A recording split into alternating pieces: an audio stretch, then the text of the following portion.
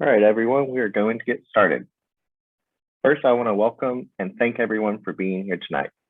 For those of you who do not know me, my name is Zachary Henry, and I'm the Associate Director and the Chair of the Emerging Professionals Committee for AIA Mississippi.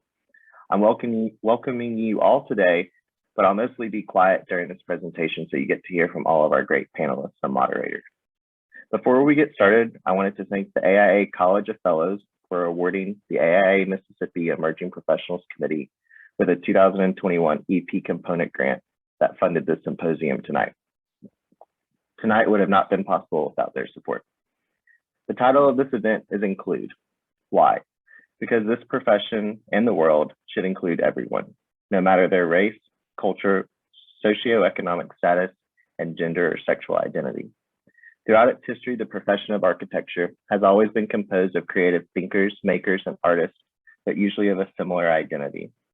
Blatantly, the profession has struggled with equity, diversity, and inclusion for a majority of its existence. The profession did not recognize the lack of diversity until Whitney M. Young Jr. gave his speech that woke up architecture. 50 years later, we as a profession have made leaps and bounds in moving in a positive direction, but we, just like the rest of the world, still struggle with this issue.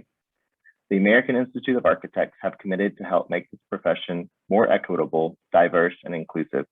And this conversation this evening aims to continue the discussion on those critical and pressing issues. This evening, we are joined by an esteemed panel of professionals who are working on these exact issues through their professional organization, personal pursuits, and/or careers. Our panel this evening is Giselle Santos Rivera, who has had a family emergency and may not be able to hop on this evening, but has provided a replacement, and we're grateful that Sarah is here this evening. Ryan Gann, Nicole Hilton, Helen Bronston, ALU, and Sarah Curry. Before we get started, I would like to review a few housekeeping notes on how this evening is structured. This event this evening is a safe place, so we have a few community guidelines I would like to review before we get started. The event this evening is a safe place. It's open and inclusive to all, regardless of race, ethnicity, gender identity, sexual orientation, age, social class, physical ability or attributes, religious or ethical value systems, national origins, and political beliefs. This event is a judgment-free zone. All voices are welcome and diverse perspectives are valued and encouraged. It's an opportunity to share ideas and to discuss the importance of justice, equity, diversity, and inclusion in the profession. To foster this collaborative environment, all should actively engage in the manner appropriate and allow room for respectful engagement with all members. Any unacceptable behavior, such as harassment, discrimination, intimidation, or abuse of any kind will not be tolerated. Tonight, each panelist will each give a brief presentation. We will then have a brief intermission where we will have 2 raffle giveaways. After the intermission, we'll have a moderated Q&A session. We'll start the discussion with a question from the Mississippi State AIAS current president, and then transition to an interactive conversation. Please submit your questions in the Q&A function below throughout the evening. We will wrap up the event with 1 more giveaway, so make sure you stay on the entire time. Before I hand the microphone over to Sarah Curry, I would like to start the evening off with Shannon Gading, the 2021 National Associate Director, who has a message to share with everyone this evening about the importance of EDI in the profession. Shannon, she, her, hers, currently lives in Jackson, Mississippi, where she's a project manager at Duval Decker Architects. She demonstrates a maturity and dedication beyond her experience. She often anticipates challenges and offers unprompted resolutions. Shannon has managed such projects as Operation Shoestring and the reserves at Gray Park, a development that challenges the norms of accessible and affordable housing in the Mississippi Delta. Her volunteer efforts with AIA are many. She has served on numerous state and local committees, served as the AIA Mississippi chapter president, and is currently serving as the 2021 National Associate Director. I'm also really proud to call her a close friend and mentor. Shannon, the floor is yours. Thank you, Zach. It's very hard to hear all those things back to back, but thank you for that introduction. So I'm Shannon, and it's really awesome to see so many people join us today for the symposium, which is really a conversation. So a conversation about an opportunity to hear each other, to learn from each other as future architects and designers, but also as people. I currently serve as Associate Director of the AIA National Board, and one of our charges as board members is to activate the strategic plan. The plan champions two main goals: climate action for human and ecological health, and advancing racial, ethnic, and gender equity. To some, it may not appear that these are related, but climate action is all about equity for the earth, but also equity for people. So as designers, this challenges our role in the world and in our profession. We are trained problem solvers, and we can use our skills to meet this moment. Our profession has a design problem, in that many architects before us have, by design, limited and or denied access to the profession for some, based on certain people's inherent personal characteristics and or socioeconomic status. Architectural education has a design problem, whereby design, diverse voices have been silenced in rooms where conversations and decisions about their own lives and the lives of those in their communities are being made. So by design, these barriers are created, and by intention and thought and care, we will be the ones who dismantle them. Just as we solve any design problem, we can solve this one. As we hear from each speaker today, I charge each of us to think about our own agency. Let's enter into the conversation with the intention to gain insight and to advance diversity in the profession, to design a profession that is more inclusive, that is more equitable, and that fosters belonging in a multidimensional, rich future. So let's begin. I'll turn it back over to Zach. Thank you.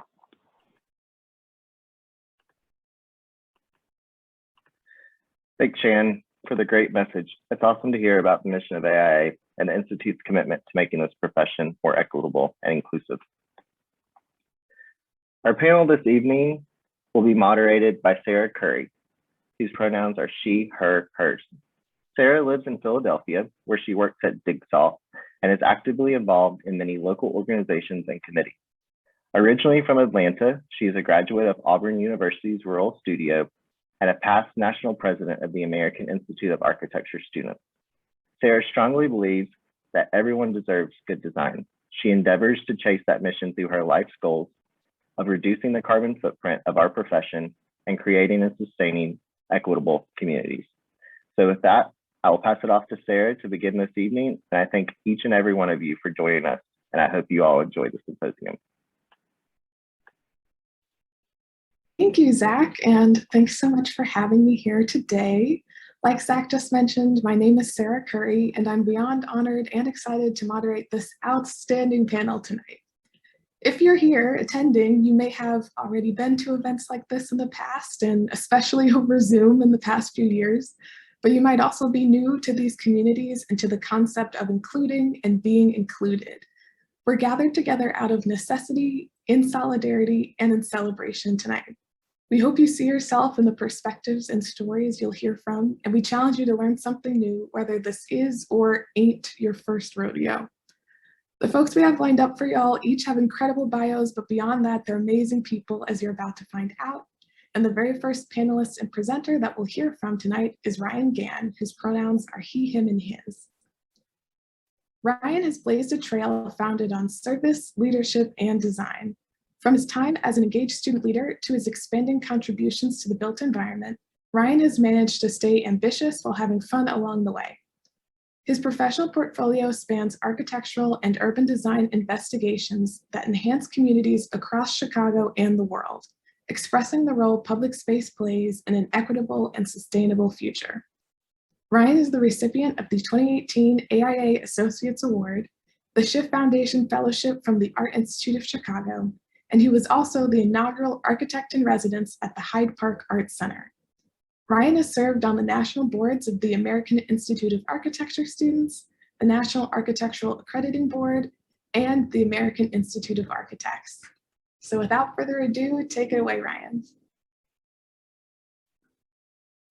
Thank you so much, Sarah, for that wonderful introduction. And I think similar to Shannon, hearing all of that stuffed together is a little bit daunting and scary. I promise that I am a real human, just like the rest of you. I want to start off by telling you a story that I shared on a podcast about a year ago. And for me, as a white gay identifying man, I think that an experience that many queer people have in common is often reflecting on growing up in our childhoods. And there's always that one story about that time in the hallway. And I have that recollection too. It was in middle school and someone called me a name. It was who I thought was a friend with an odd sense of endearment, the more that I think about it. And I have to say that it really didn't mean anything until recently. Did they know something that I didn't know? Was it that obvious about my own sort of character and representation? It certainly wasn't my fashion sensibilities as a teenager. And you know, growing up in the context of West Michigan meant that I wasn't really exposed to role models with diverse identities. Those role models that were present in my life were often commented on by family with disdain, which I always felt uncomfortable about, but couldn't really pinpoint why. And as I packed my bags full of architectural dreams and moved to Chicago, it opened up a series of new doors for me. After many years of wondering, I kissed a girl and then a guy at a party, back to back. And yes, that is a Katy Perry reference. And I thought the guy was better. I'm not really sure if that was the exact moment, but it certainly is a very vivid memory. So what do you do with a new freedom of expression, but a deep-seated fear of yourself? I created two versions of me, one for Chicago and one for Michigan. And after realizing that that wasn't sustainable or particularly healthy, I came out to my parents. All that to say that that created a foundation from which I could be okay with being myself. I wasn't always confident or courageous to be unabashedly me. I actually am a very shy person at heart. And I didn't really realize that just showing up and being present was valued and could be inspiring. As a white male, I had the privilege to disguise part of myself, and I still really do struggle with that. We're at a moment in society where queer people are burdened with constantly coming out to coworkers, bosses, contractors, and clients. And through that process of my own self-discovery, I realized that I could do this in subtle ways. If those that I was speaking to picked up on it, great. If not, the groundwork was laid for the next interaction. I think the moral there, though, is that I don't make these decisions about sharing myself in advance, that it's actually a decision in the moment and one that isn't based on fear anymore. And I think that's really critical. And for me, it's really about empowering others to feel like they can bring their full selves to the conversation, or whether that's in any identity-based affinity community. 2017 Gallup poll estimates that 4.5% of Americans self-identify as LGBT. And Equity by Design's 2018 Equity in Architecture survey found that 7% of respondents self-identify as gay, lesbian, or bisexual. And for that 7%, male respondents were more than likely than female respondents to identify. So it's conversations like these and leaders like all of you that are attending the symposium that help reveal silent or absent voices. And it's not just about identity, it's about empowering disenfranchised voices. This is one of many reasons why I am energized by the discussions like the one we're about to have, inspired by my colleagues who are on this panel. And I'm galvanized by the role that the AIA has in cultural transformation for architecture as an industry, for the art of making welcoming spaces, and for the communities that we serve. It's one of the strong reasons why I am so honored and humbled to chair a committee of the AIA that focuses on the organization's national efforts centered around equity, diversity, inclusion, and belonging. Back to you, Sarah. Thank you so much, Ryan. That was so terrific to hear. Like Zach has said in the chat, if you have any questions specifically for Ryan, make sure to send those in the box there. Our next speaker is Nicole Hilton, whose pronouns are she, her, and hers. A native of Austin, Texas, Nicole Hilton is the founding partner and design architect of Cole Hill. Mrs. Hilton is a talented designer and architect. Her complex experience in diverse, prominent architecture projects fuels the firm's ability to provide high-quality services for their partners. An alumnus of Louisiana State University, she's honored to be recognized as the first African-American female graduate of the LSU School of Architecture to become a licensed architect. In addition to this incredible accolade and her architectural design expertise, Mrs. Hilton advocates for diversity and inclusion within the design profession and design excellence. She has served on the American Institute of Architects Georgia 2016 Board of Directors and is an active member of the National Organization of Minority Architects Atlanta chapter. She enjoys giving back what she has learned by becoming a mentor through the AIA and NOMA mentorship program, and periodically participates in the Kennesaw State University, Georgia Institute of Technology, and Louisiana State University Architecture School design reviews. Thanks for joining us, Nicole. Take it away. Well, thank you all for having me. I am located here in Atlanta, Georgia, and I am excited to share my experience. I'm going to tell a story because that's the best way that I'm able to allow our projects to be expressed to our clients, and as well as just how I speak, just so you can understand my background. So it's a little bit philosophical, but just flow with me because, again, my name's Nicole Hilton. I now live in Atlanta, Georgia. I've been here for about 14 years. A little bit about me is I'm actually a military brat. My dad went to West Point, which is one of the highest Army schools in the world. And my first outlook in life when it comes to culture and gender and ethnicity and all those different things really was a diverse outlook. And then after moving about 13 times before 5th grade, we settled in Austin, Texas, which is a very liberal town and a very red state. So my background was very diverse. And then in terms of just social economics, I went to one of the top schools in the nation in Texas. So in choosing my school at Louisiana State University, which was kind of surprising when I really thought that I chose LSU. So I was really excited about going to a school that was closer to home instead of going to the West Coast and some other schools that I've gotten into. I chose LSU. And it was a cultural shock because my world of what I knew to be privilege really came to a halt. And that's when I first discovered my first hat of color. See, my parents never raised me to really wear my color on my sleeve. They raised me as I'm a person. And they never raised me and they never said you're a female, so you are going to experience this. You are Black, so you're going to experience that. I had all types of different colored dolls, and they just said, you're smart, use your intellect, do well, and you will succeed. So when I went to LSU and they opened their doors, you know, I was excited, but I was only 17 years old facing this new brave world and just started to notice some different things in the School of Architecture, like being told that I was here for affirmative action. Now, don't cringe at me, but I was in my being naive in my little bubble. I was like, well, affirmative action is for poor people, right? And they looked at me and they were like, no. And I was like, oh, no, I have 4.1. So I'm not too sure what you're speaking to when I came here.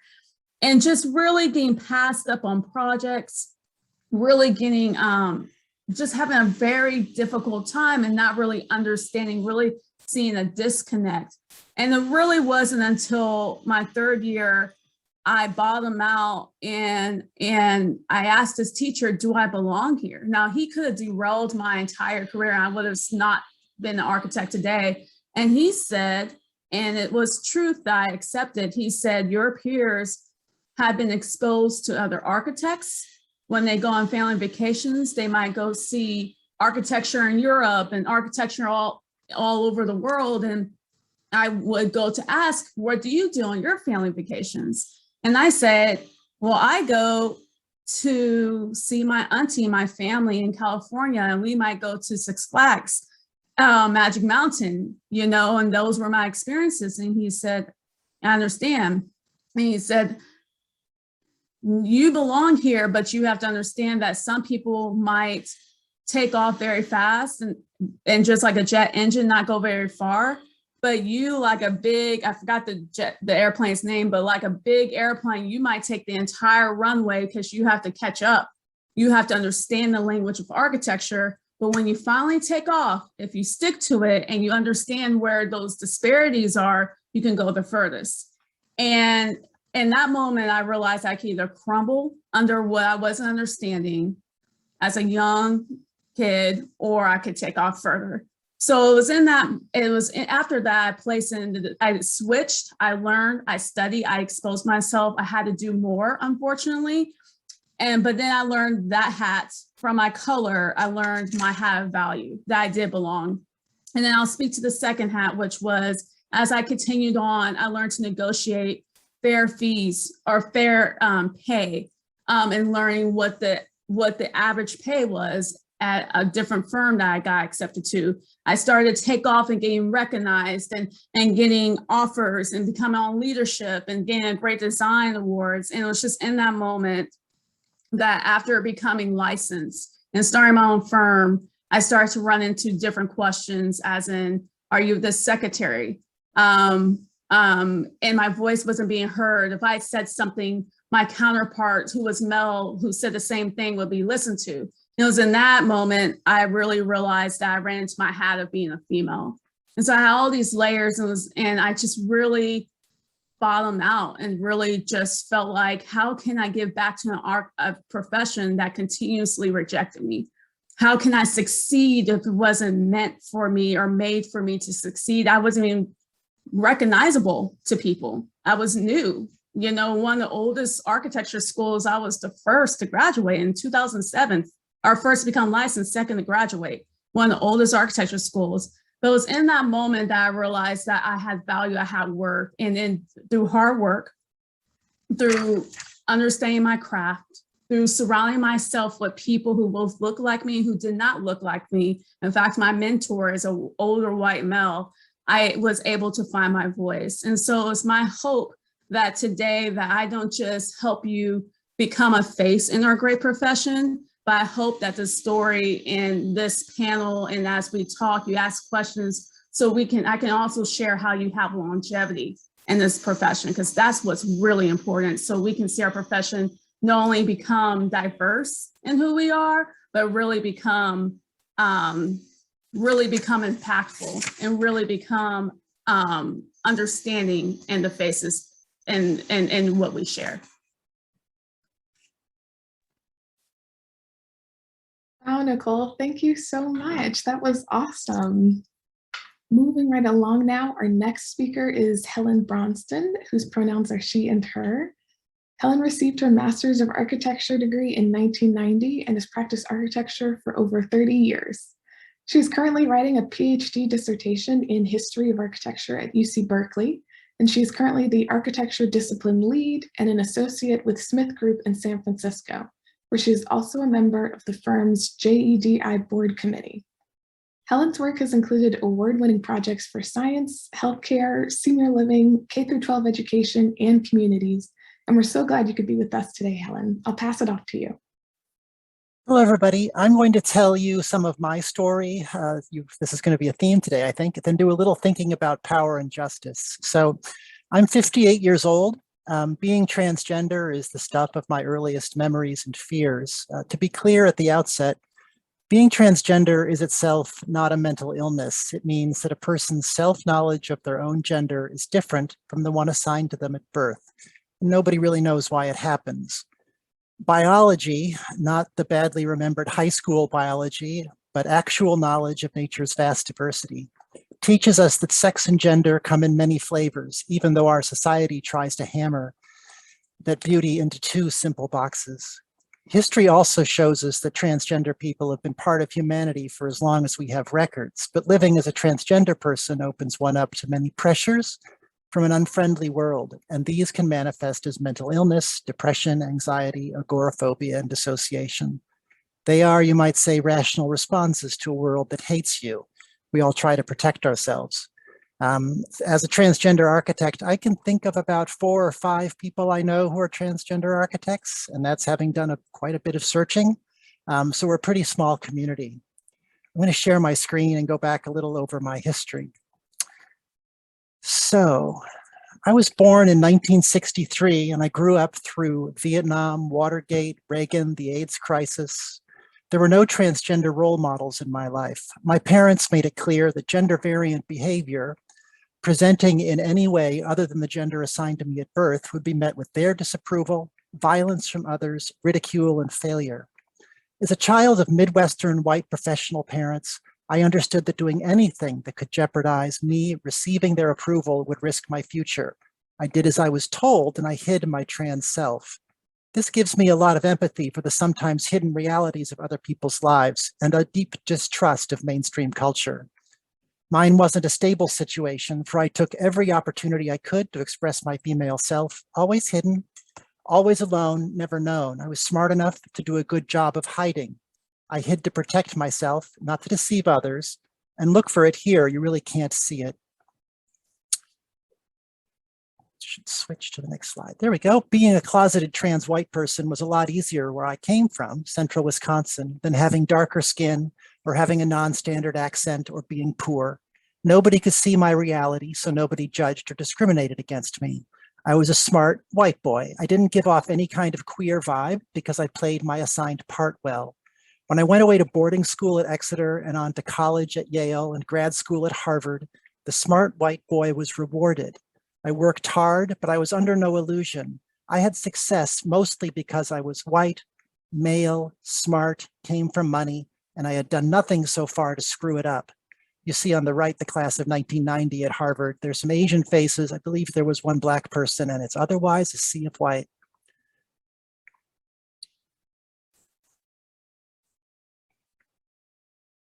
I'd come close, excuse me, let me go back. I'd come close, though, to screwing it up. In my last year at Harvard's GSD, I broke down, saw a university psychiatrist to help me with my gender issues. But I wanted my promised future of success, so I told him I could deal with the problem and that it need not affect my life. I graduated first in my class. A few years later, Bishak Som was dealing with similar issues in exactly the same place, and her graphic memoir, Spellbound, which came out last year, covers some of this experience, though with different flavors. It's a beautiful mashup of architecture, Bengali and American cultures, and the graphic arts. You may recognize in her work some of the efforts of the late Lebbeus Woods, whose architectural drawing found possibility in dissolution, beautiful futures in complexity, and who always reached beyond the present. I've needed these impulses in my life to stay afloat. Over time, through marriage, kids, a house, a few jobs, advancing responsibilities, a lot of fun, and difficult projects, my gender problems became more insistent. Finally, the mental overload of living a lie was no longer endurable. I became unable to work and contemplated suicide, but I'm an optimistic person, so I tried to listen to the advice I would give to anybody else. Change is possible. Conformity is a false god. Honesty and kindness are of more value than any moral code taught in any book. I've been blessed to have a family that has been able to grow with me. Why did I believe all of this? Perhaps it's because I've also long been interested in anthropology and history, in the diversity of the world as it's been, as it is, and how our world has come to be the world that we know, how the realities that force the world into this condition are hidden. This has led to my work for the PhD on the history of London. While I've benefited from having power, I also know that power is only a construct. I know our society is organized, our laws, our government, our economy, our religions are structured to uplift and protect the powerful and the wealthy. If you don't have power, if you aren't wealthy, our society cooks up a reason. There's always new reasons why it is just you that are poor and powerless, why it is right that you should take the blame. It makes you believe that your poverty, your powerlessness is your fault, that it is right for you to be downtrodden while others have success. These are lies. It also makes vulnerable people in the middle believe these things and fear you. The vulnerable middle is easily led to act out of fears in ways that support the powerful. Switching from white cisgender male to white transgender female in my 40s brought some losses, but very few. I've been protected by my previous success. I have experience and awards and co-workers who value me, things that command respect and value. I'm also a pretty good team player, a place where my empathy has been very important. This isn't how life goes for most trans people. 63% of participants in the 2012 transgender survey experienced serious acts of discrimination, events that would have a major impact on a person's quality of life and ability to sustain themselves financially or emotionally. Participants reported they had faced loss of job due to bias, eviction, school bullying, harassment, teacher bullying, physical assault, sexual assault, homelessness, loss of relationships, denial of medical coverage, and even incarceration due to gender identity or expression. Transgender people are subject to pervasive mistreatment and violence and severe economic hardship and instability, which creates harmful effects on physical and mental health. These are compounded by the impact of other forms of discrimination. There has, over the last decade, been increased visibility and growing acceptance, but also a growing backlash as transgender people join people of color and immigrants at the center of reactionary culture wars. You may have heard the term intersectionality. At root, it is the concept that the effects of discrimination accumulate across multiple kinds of difference. Thus, brown and Black transgender women are much more likely to suffer discrimination and violence than white transgender women, even as I am more likely to suffer discrimination than white cisgender women, who receive less respect and remuneration than white cisgender men. It should come as no surprise that architecture, the profession that makes wealth visible and active in the world through design and construction, reflects existing power differences across race, gender, and other axes of discrimination. The Equality by Design surveys have made very clear what we've all known, that architecture has long been a largely white, straight man's profession. But we also see that it is changing for the better and that there are ways to bring equity and justice to the profession, and by doing so to build a better world for every one of us. I'm not arguing that white men are bad. I'm recognizing that success and pay, when considered across all people, track very clearly with the kinds of discrimination and unequal starting points in life that we see every day, reflecting the reality of who has power and who does not, and that this has been part of the country since its founding, from the genocidal attacks on Native Americans to the enslavement of Africans for white people's profit, to Jim Crow laws, from Jewish quotas and women's exclusion from urban space, politics, higher education, and business, to anti-Chinese and anti-Japanese laws, to redlining in real estate and the implicit bias that still is visible in hiring and advancement within our profession today.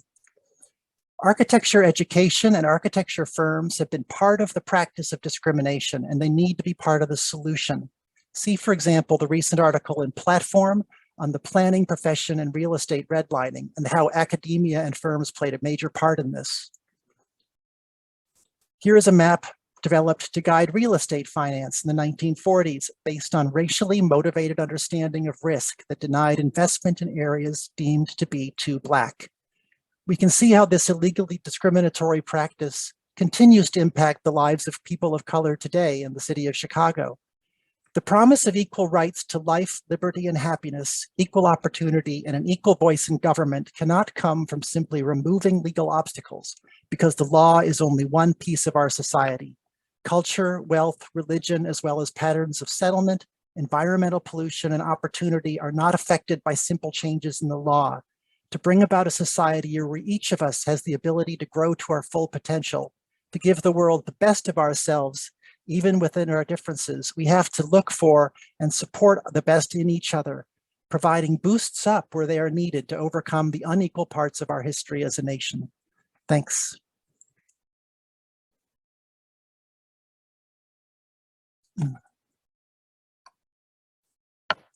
Thank you so much, Helen, for sharing and teaching. That was fantastic. I'm Not sure if I'm unshared yet, but I guess you're seeing my chat. There it is, stop share. There we go. Thank you. No, thank you. That was incredible. Our next speaker on the docket here is A.L. Hugh, whose pronouns are they, them, and theirs. A.L. is a queer, non-binary, transgender, Taiwanese American architect, organizer, and facilitator who lives and works in New York City. Their practice synthesizes organizing for racial, class, and gender justice with design, rethinks the architect's role in facilitating accessible spaces, and manifests in design, visual media, and collaborative cultural work. They are a 2019-2021 Enterprise Rose Architectural Fellow, and they are a member of, as well as a conduit connecting many organizations, including Design as Protest, Dark Matter University, NCARB, and AIA New York. AL writes the Not So Regular Queer Agenda newsletter and provides brainpower and energy for queries, an ongoing survey and community building project for and by LGBTQIA+ architects and designers. They received a Master of Architecture from Columbia University's GSAPP, and it's over to you, AL. Thank you, Sarah. And thank you, Helen, for that wonderful story. That was really great, kind of like foundational information, and I really appreciate that. So hello, I am A.L. Hugh, and I live and work as an architect and design initiatives manager in New York City. One of the first things that I make clear when I meet someone new are my pronouns. I am a queer, non-binary, transgender person, and my pronouns are they, them. Not all non-binary people use they, them pronouns, which is okay. I choose to use gender-inclusive pronouns because being called she or he doesn't feel right to me. And I want to take a moment to explain a little further. I am a queer, transgender, non-binary person because I am neither a man nor a woman, and who I love is not based on gender. Society is structured such that the gender binary, male and female, predetermines much of your fate in life, from how you're taught to behave as a child, to what your gender's normal body looks like, normal body, to which careers are accessible to you, to how much you're paid for your labor, and how you're treated at the doctor's office. I intentionally reject these rigid systems that tell me how I should live, what I should buy, and what choices to make. Being non-binary for me is an explicit refusal of who society tells me I should be. In case this is the first time you're hearing about pronouns, or if you need a refresher, a pronoun is what other people call you when referring to you in the third person.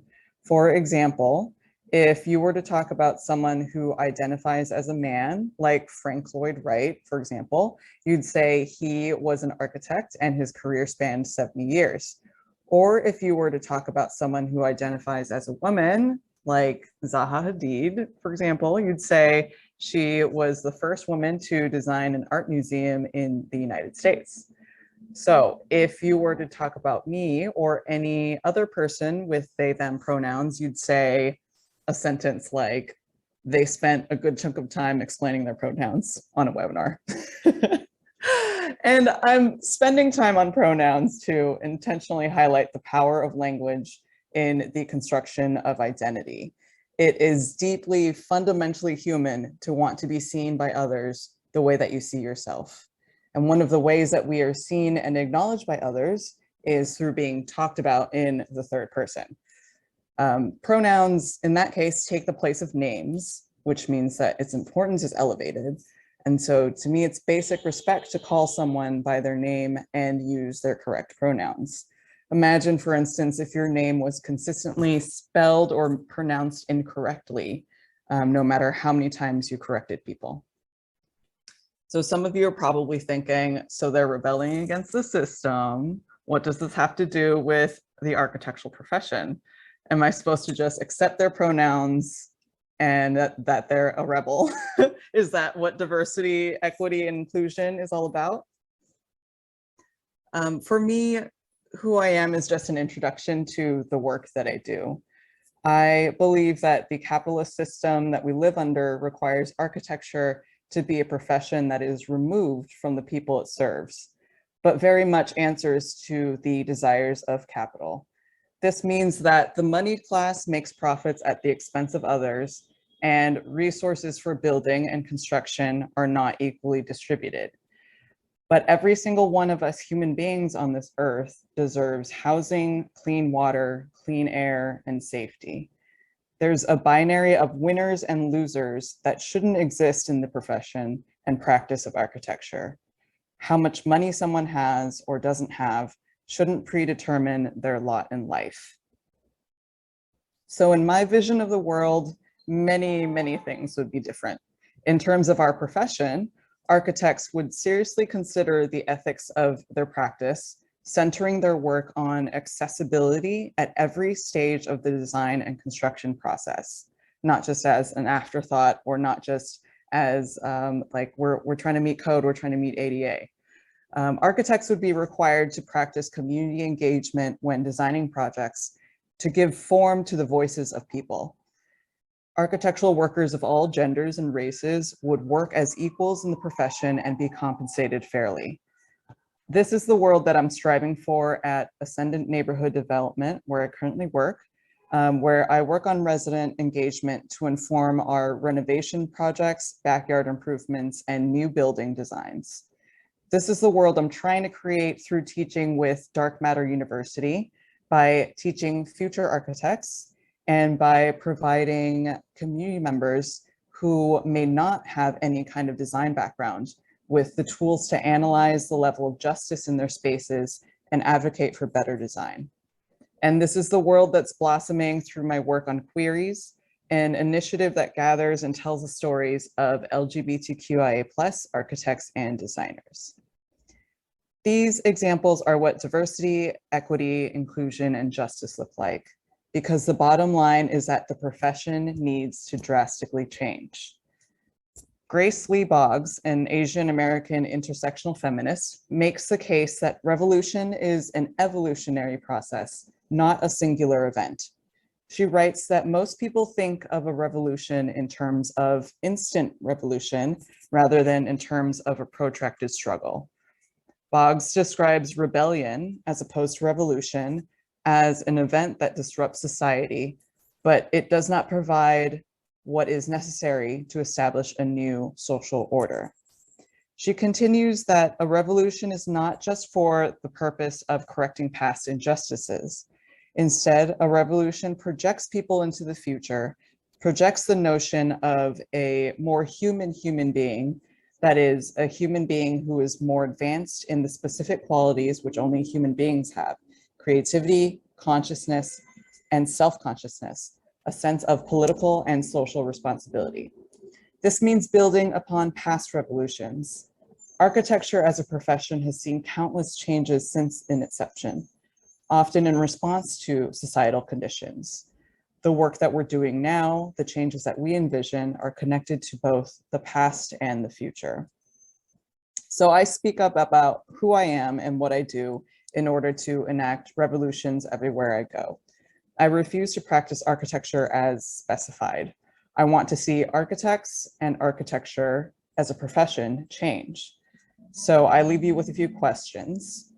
What is your intent as designers, architects, or architecture students who care about diversity, equity, inclusion, and justice?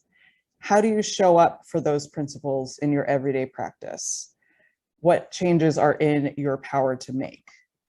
We can have discussions and talk about it and give examples, but what changes are you, your firm, your school, or your colleagues making together? Thank you.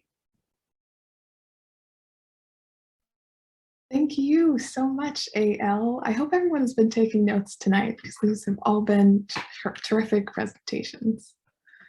We'll now hear from our next speaker, whose name is Sarah Wojnix, whose pronouns are she and her. As a project architect at HKS Incorporated, Sarah's project work includes a focus on commercial and mixed-use projects of varying scales, with experience in interior renovations, multifamily residential, and medical office buildings. She brings a passion for design and relationships while presenting creative solutions, coordinated problem solving, and collaborative team dynamics that bring a variety of perspectives into successful processes and workflow. Sarah is involved in numerous JEDI initiatives, furthering efforts to bring visibility to and support diversity in the profession at a grassroots, community-based level.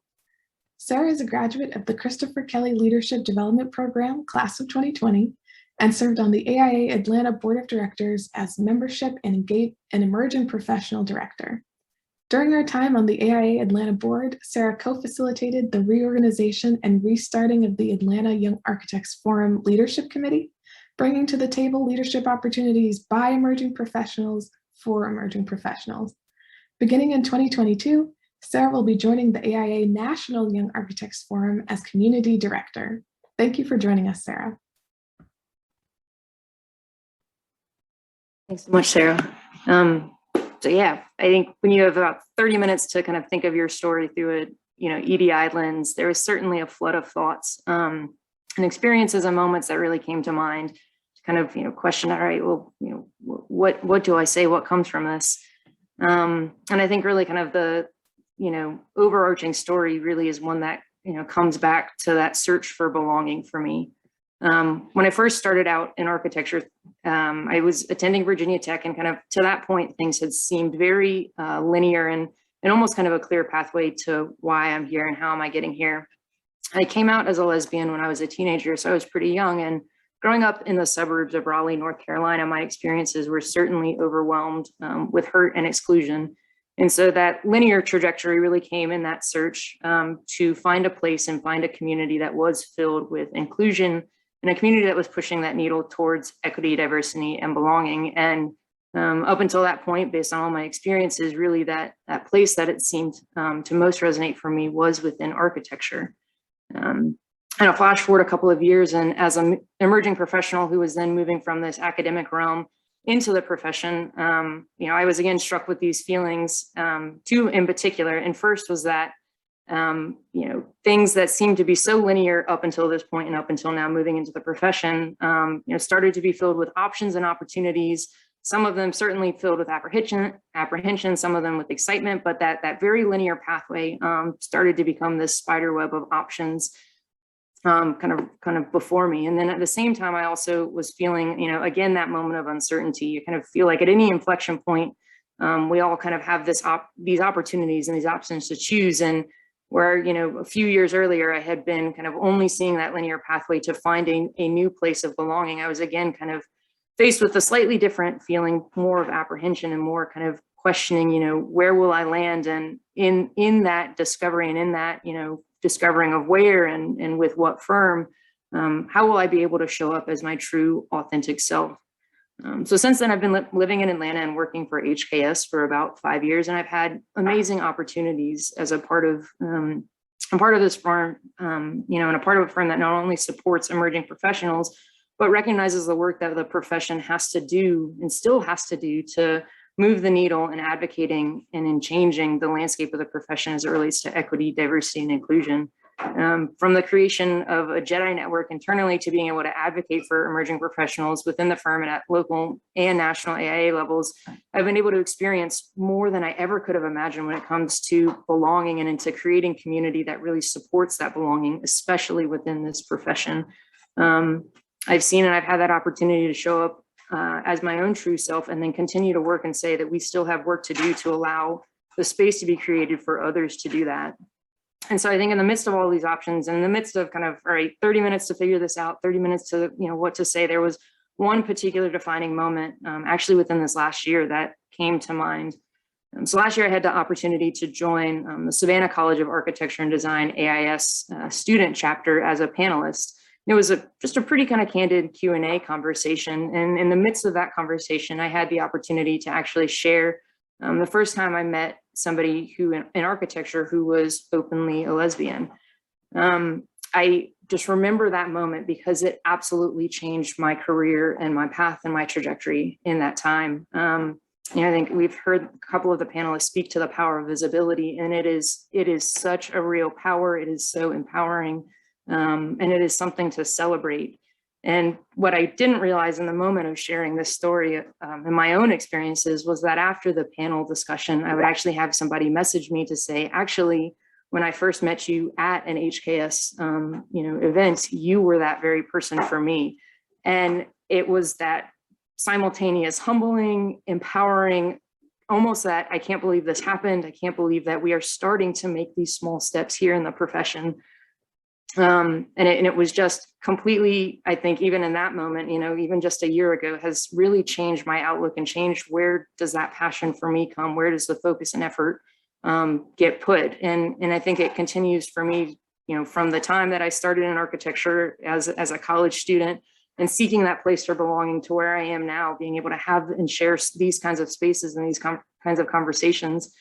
Keeps coming back to not only finding my own voice and the ability to choose to show up and to choose that visibility and have that safe space to do that, but be able to create that community and that opportunity for others to do so as well.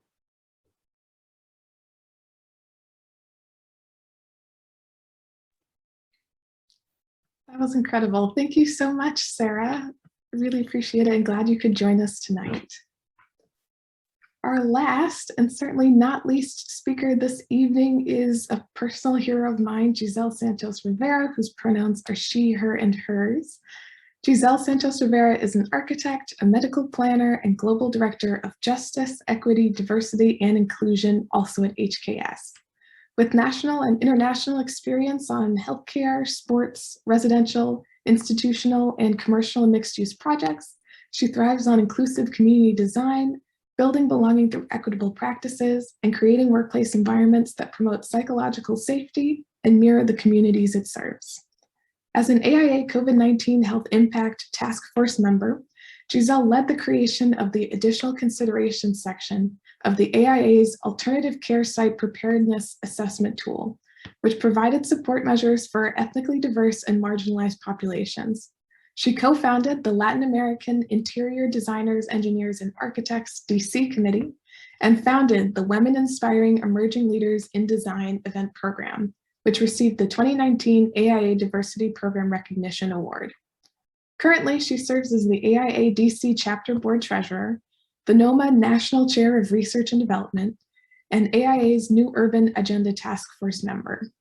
Professionally, in addition to all of that, she focuses on bridging through differences and empowering the next generation of leaders in the AEC industry. Giselle is a storyteller, a 2015 Christopher Kelly Leadership Development Program Scholar, and recipient of the 2018 AIA Associate Award. And I'll hand it over to you, Giselle. Oh my gosh, thank you. Thank you for the intro. I'm going to confess, it's been an interesting day. And after hearing even just the few stories that I heard in Sarah's, I'm incredibly emotional. So I apologize if I just completely break down, because these are the spaces that I dream of consistently within the profession, of having impassioned, motivated, inspiring people guide these conversations and elevate their voices in ways that I wish I would have seen when I was coming into the profession. So my story, I'll share that it's, I'm gonna talk about the things that have impacted me most in my journey to where I am today. So I will try to make it interesting and lively, definitely not as inspiring as what I just heard, but I'll leave it to you to determine how you want to get inspired or not by my own journey. So I was born and raised in Puerto Rico. I was born in 1979. And I grew up in Puerto Rico. Even it's sort of a mixed family, right? My mom her genetic makeup has more African and Native American. My father is mostly more European. So colorism was very present in my life as I was growing up. And the first memory that I have of colorism is my parents, we live in an island. So they always said, you have to leave the island in order to experience something new. So we would go to Disney World and we would go everywhere that we could in our vacations. And I remember being very, very young and being there with my mother, my father, and my brother. And we were in Disney. We were kind of driving around and walking around, and somebody stopped my mother. My dad had gone to get something, and somebody stopped my mother, and they asked her, "Are you the nanny? How cute are the children?"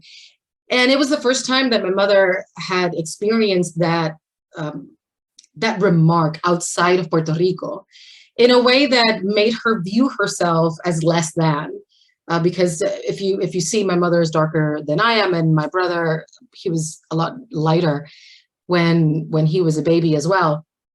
So colorism was very evident in my life as I was growing up. The differences and the perception of color, even within my own family. And my brother, as he was growing up, he played a lot of sports outside, so he got a little bit darker. And we were always contrasted. People would always comment about my brother and me, and my mother and my father.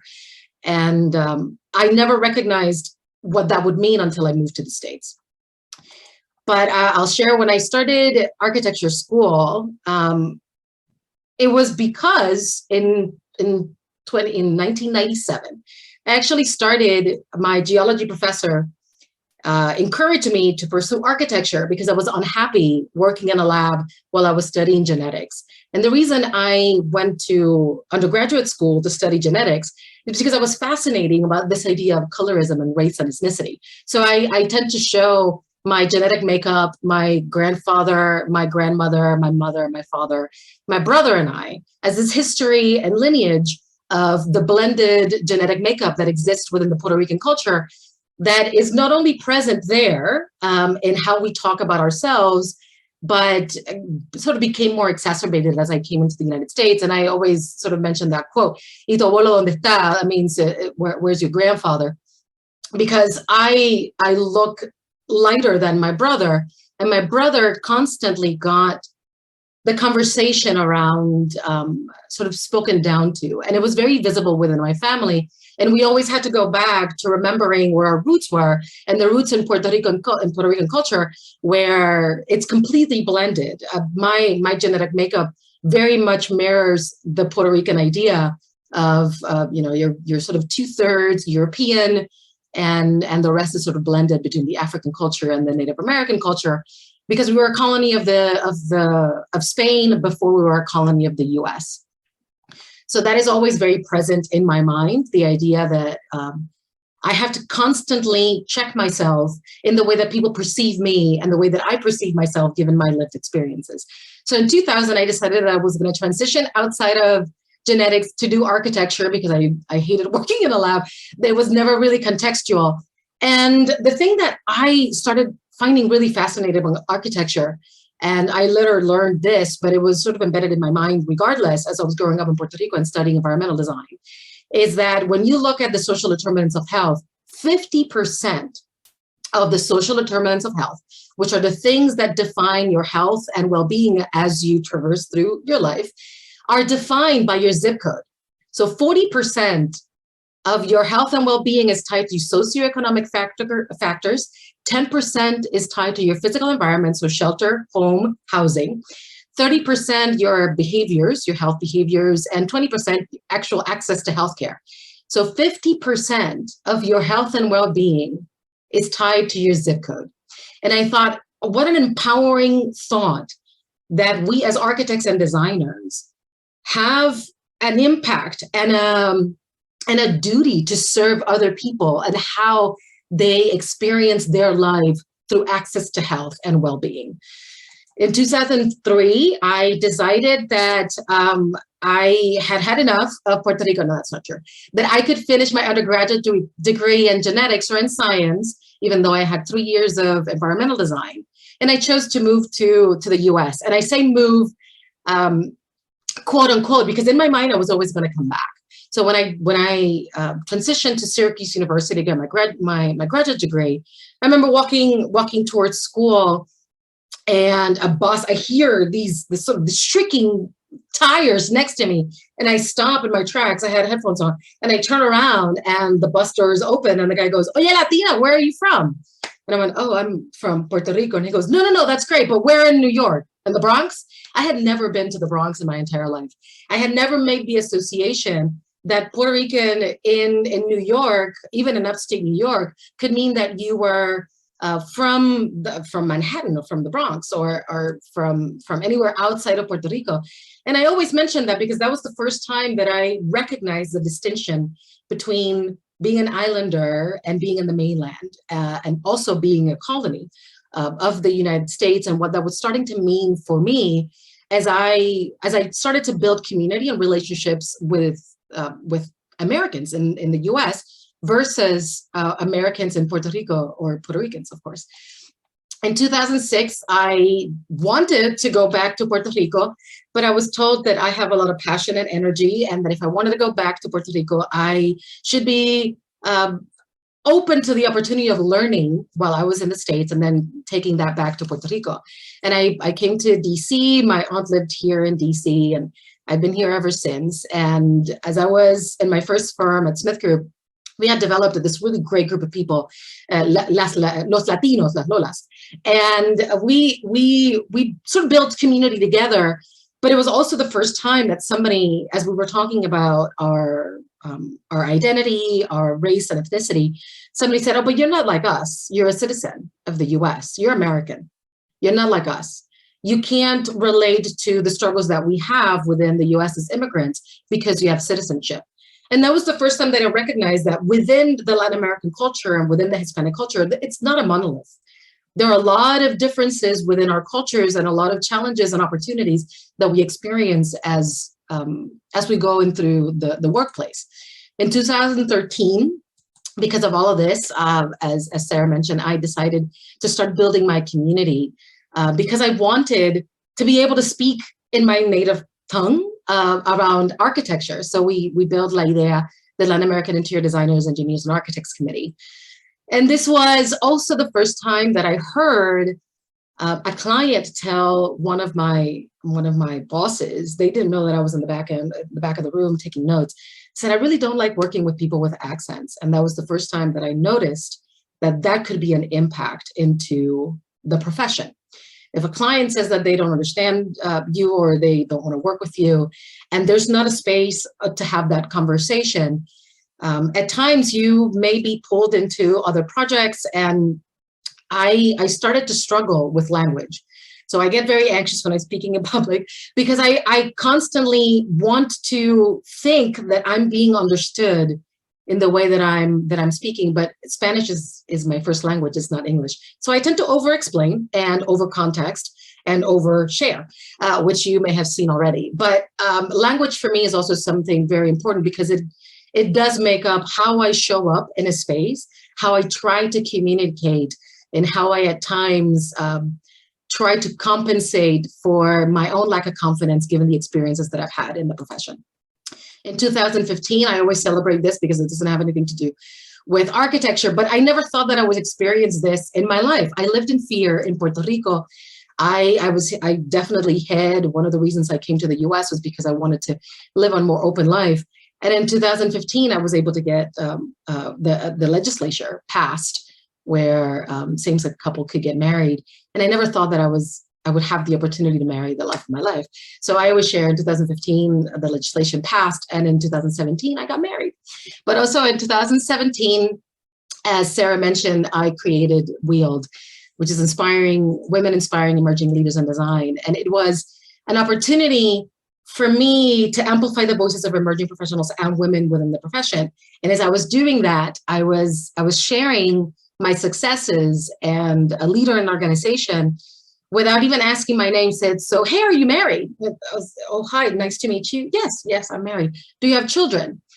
And I said, no, I don't have children, and that's not in the plans at the moment. He said, okay, good, well, you'll still have time. And that was also the first time that I started to hear how my gender could be reflective of somebody's perception of my value or my opportunities within the profession as well. So in 2019, it's not all bad, but in 2019, because of all of these things that have happened in my life, I started to recognize, and I saw this really wonderful graphic, I started to recognize the opportunity that I had to blend my passion, which was amplifying others' voices, because I was having a hard time finding my own. Recognizing the potential because I had the ability and the connectivity within those committees to build these spaces for other people to thrive. And I sort of felt like I had found my purpose, elevating other people's voices and finding platforms for other people to do so. And I think because of all of these things, I found my revolutionary role-changing work, and I was asked to take on the role of Director of Justice, Equity, Diversity, and Inclusion. So what do I do these days? I try to build bridges across differences, because we know that diverse teams that are managed well outperform other teams. And the Gen Zs are significantly more diverse. So we need to build leaders that are accountable for bridging across these differences. Building the table is only the first step. We have to recognize that there are barriers, there is access, there's need for visibility. We need to provide people with agency, and we need to create that sense of belonging and the psychologically safe space in order to do so as well. So what do I do these days is try to align the people strategy with business strategy. To me, they're one and the same. And that I don't think has been as true as we're experiencing right now, trying to acknowledge where we're living today. So I hope to create spaces that show accountability and transformation and transparency, acknowledging the things that we're doing in the organization at HKS and posting about it on our website. I try to create frameworks that elevate equity, culture, design, and advocacy as pillars of the work that we do, because we want to design a better future for everybody. So we create these spaces to uplift and create visibility for everybody, because we want to acknowledge that we have power to affect change through the built environment. For me, architecture is about people.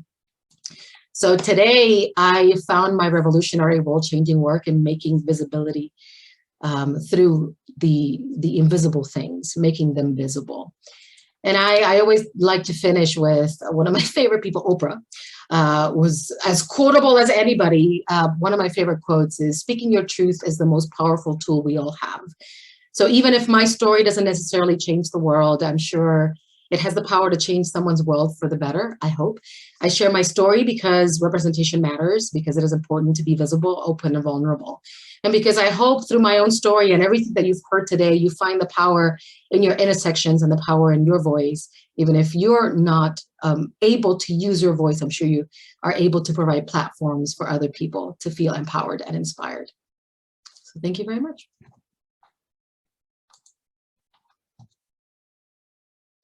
Wow, thank you so much, Giselle. Thank you for your truth, and thank all of our panelists for sharing tonight. I mean, I'm kind of speechless. What an impactful and really moving time we've had just in like the hour that we've been talking. Everything that we've heard today has really hit home, and hit home really hard.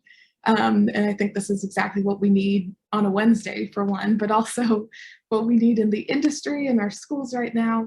Our participants are muted, but I hope our presenters can feel the applause and the gratitude, because it truly is overflowing. So thank you again. And you've been applauding yourselves, which is terrific. Unfortunately, the presentation portion of this evening has concluded, but we've still got plenty of time for Q&A. So if you've got questions and you haven't yet put them in the chat or the Q&A box, then now's the time to do so. Zach, I am going to pass it back to you to talk about the intermission and our raffles. Thanks, Sarah, and thanks everyone. Wow, such great presentations. Kind of speechless. I texted Shannon separately, and I said, you know, at one point I had to turn my camera off because I had to go get it to shoot, because I kind of just teared up a little bit. Everyone's presentations are great and just very inspiring. Before we take a brief intermission, we're only going to do a 5-minute intermission. I just want to thank our great sponsors for this evening, Sesco Lighting and Mississippi Capital City Pride. I'm going to pass the camera over. Our intermission will start now, so we'll come back at 5:18. But during intermission, Sesco and Capital City Pride are going to give a brief 1-minute presentation and each give away a raffle prize. So I'm going to pass the screen over to Bobby Guillory with Sesco Lighting.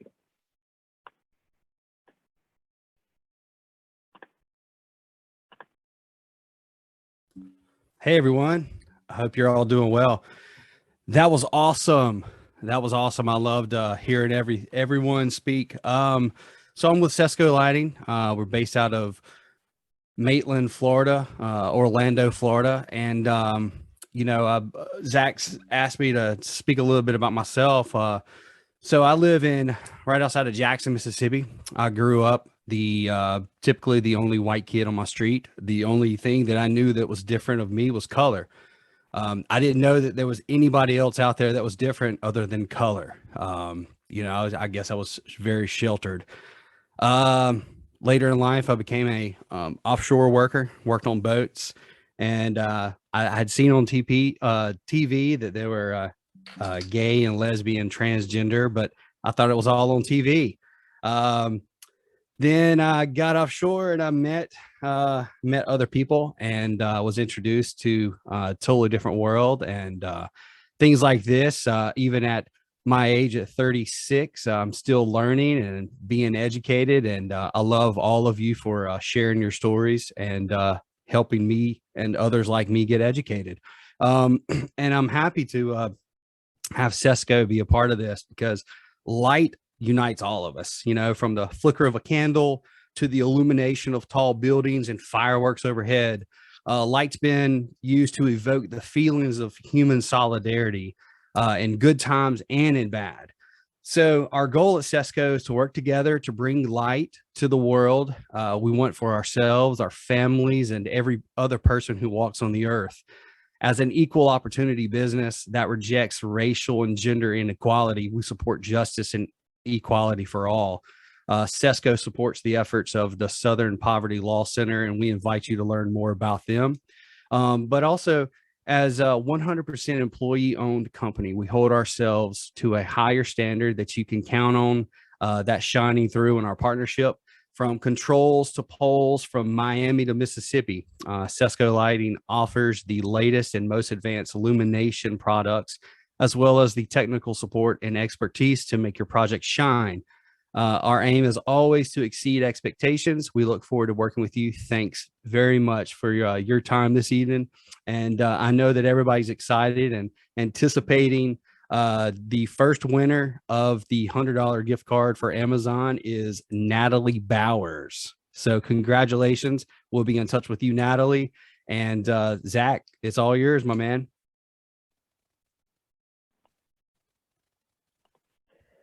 Thanks, Bobby. And thanks, Sesco, for sponsoring this event and supporting our profession. I'm now going to hand it over to Lucas Posey, who is co-founder and a board of directors member for Mississippi Capital City Pride, to talk a little bit about their organization, what they do for our state, and announce the winner of their fantastic prize. Off to you, Lucas. Thanks, Zach. Like Zach said, my name is Lucas Posey. I am on the board of directors for Capital City Pride here in Jackson, Mississippi.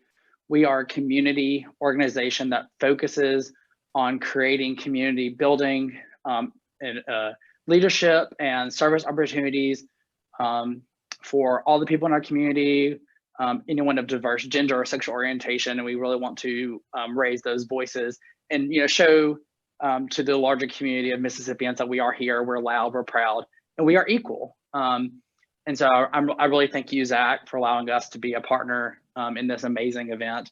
And I want to thank all the panelists who said showed me as a young professional that no matter how I present or how I identify, that doesn't get in the way of us as amazing designers and individuals, and we really can be advocates for ourselves and people like us.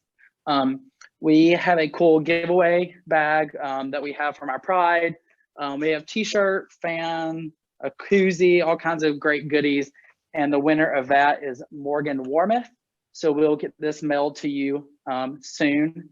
And Zach, I guess it's back to you. Again, thank you for allowing us to be here. Thanks, Lucas. That looks like a really awesome gift bag. I know I have probably a lot of those items in my personal collection from Mississippi Pride from a couple weeks ago. So congratulations to both winners. If you guys will message me in the chat room and give me your email address, and I will be in contact to ship everything to you.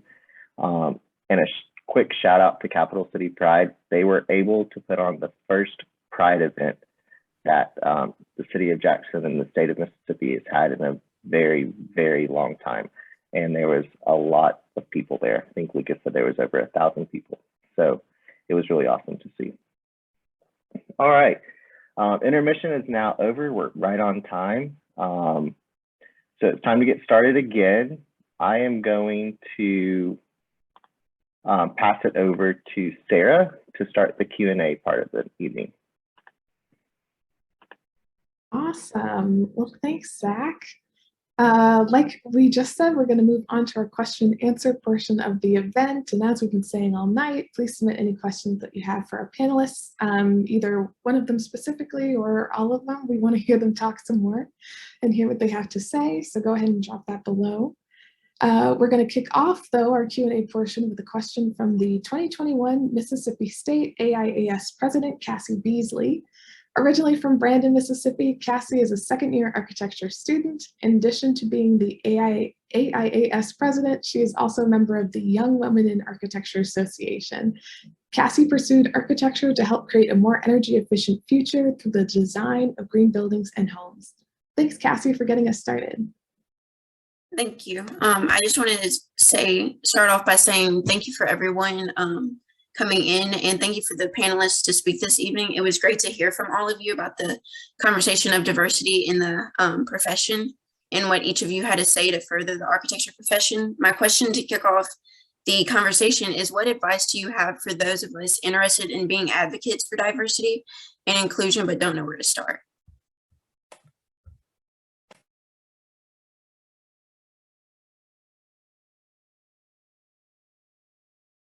Whoever wants to go first can go ahead and take it, and then we'll let it go on from there.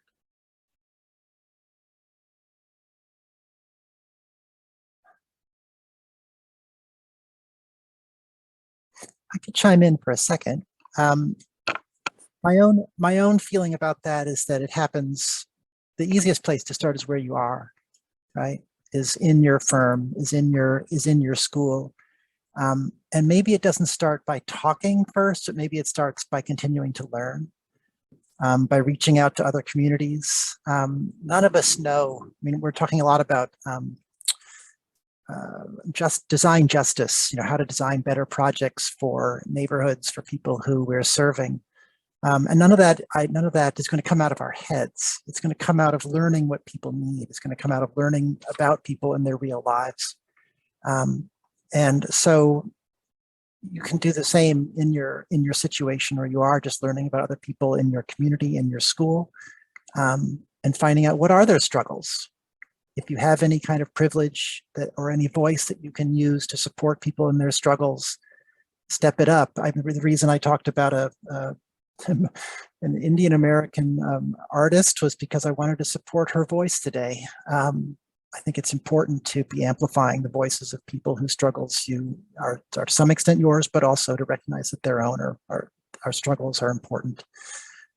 I'll stop. Let somebody else try it.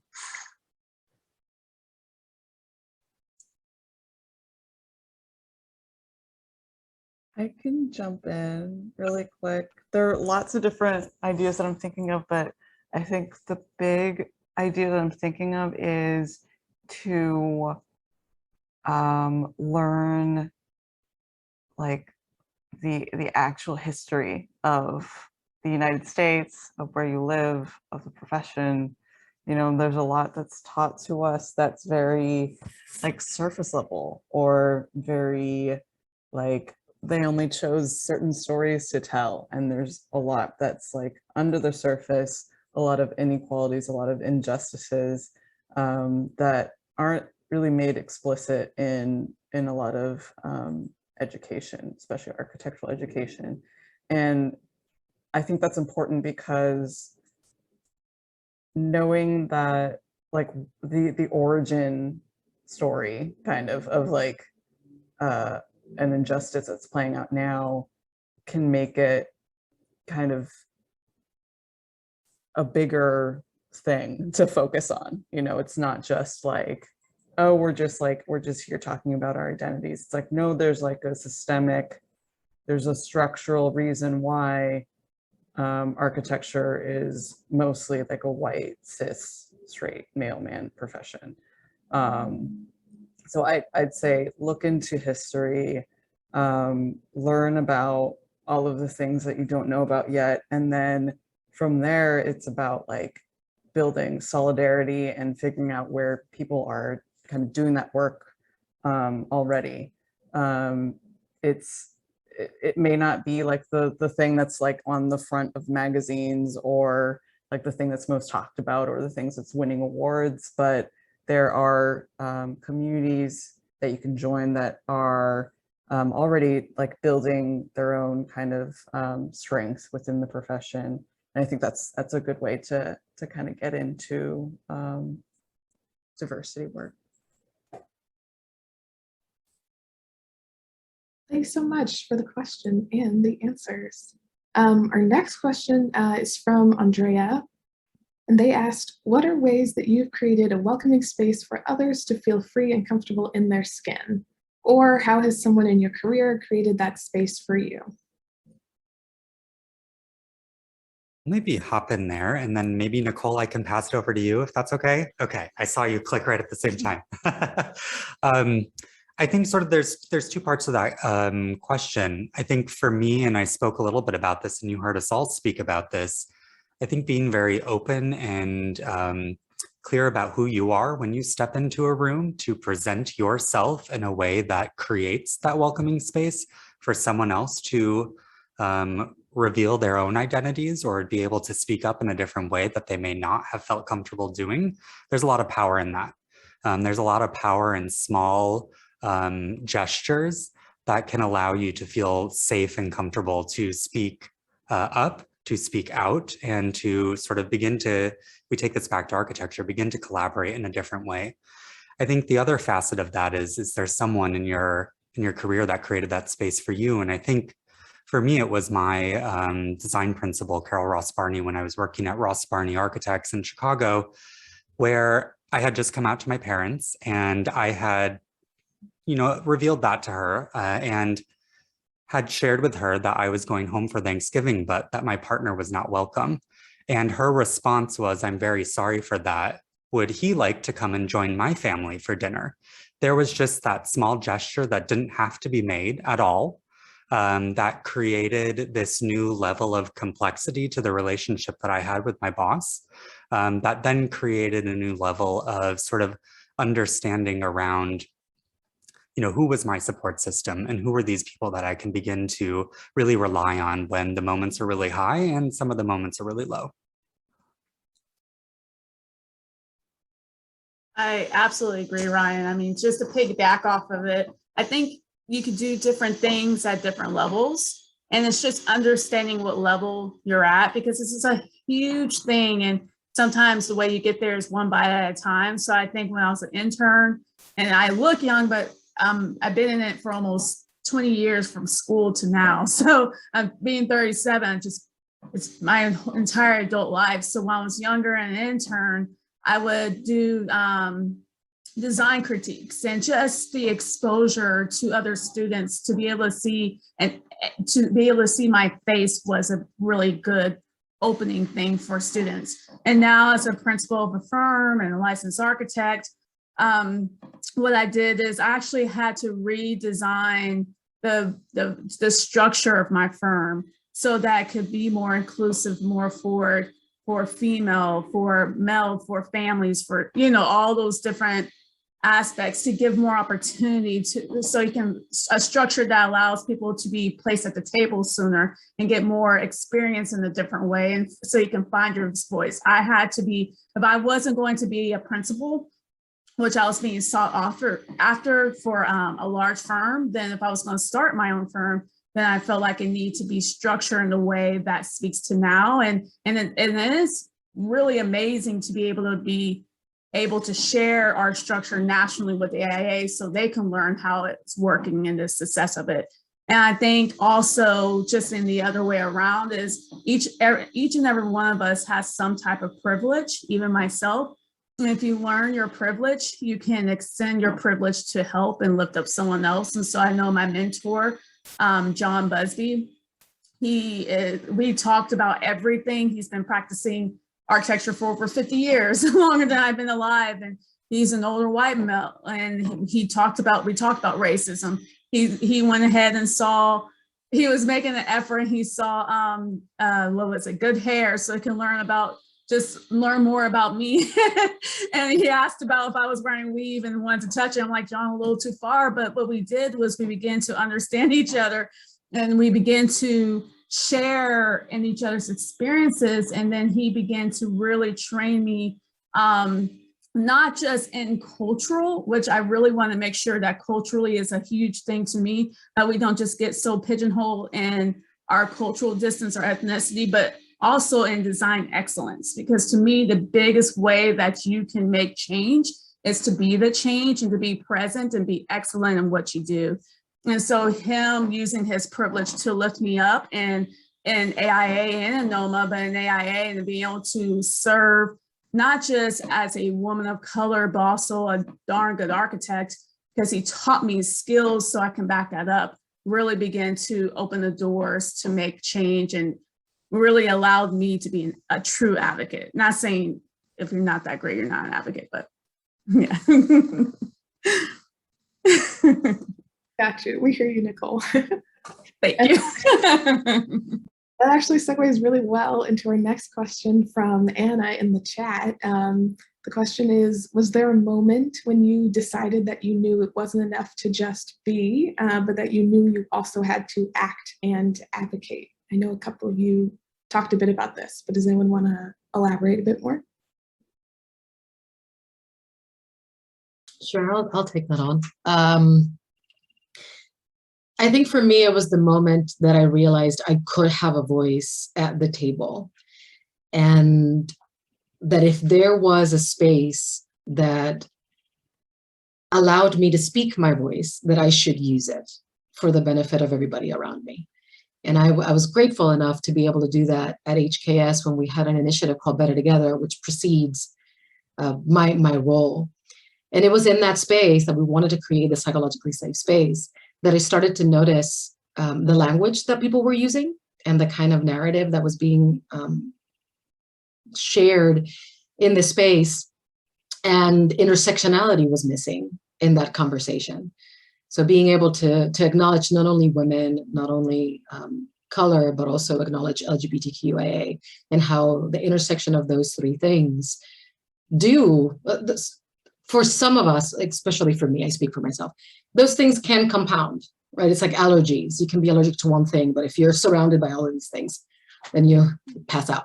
So for me, the idea that if there was a space that was available for me, where I felt there was a gap or a void in the conversation, and I had experience to speak to it, then I had to do it. And through that space and being vocal and vulnerable and welcoming the opportunity to be challenged as I was challenging, I felt that then I could be a voice for other people in the organization. And I think because of that, I ended up being asked to take on this role. But also I was willing to lose a little bit of social capital to help other people around me. So I was confident and comfortable in probably potential repercussions because of my privilege, even though I'm a woman, Latina, and a lesbian, and all of those things. I was willing to use my social capital to empower other people and inspire other people and have them a seat at the table. But it was because I knew that there was something missing. And I knew that if I was in the space, then I had to take that on. Not everybody needs to do that, of course. But I felt a sense of urgency to do that and be that for the organization, and welcomed whatever repercussions happened. And thankfully, it ended up looking like my role and my position and having more agency. But I consistently try to do that because as Nicole mentioned and everybody mentioned, we all have privilege in some form or fashion. And if we can and we have agency, we should use it. But there was a sense of urgency. It's like, if we're going to do this, we better do it right. It's not like I'm doing it right or perfect in any way, but I felt like I could have a voice that was missing at the table.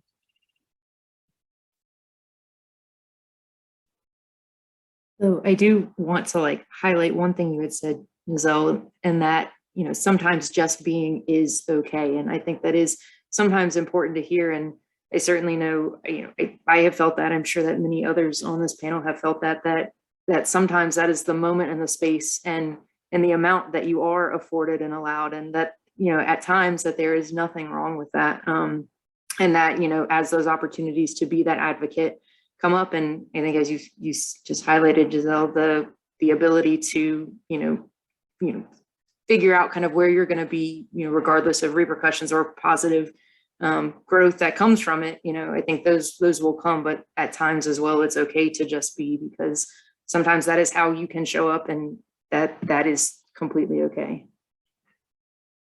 Yeah, so both of them, I think all of yes and. I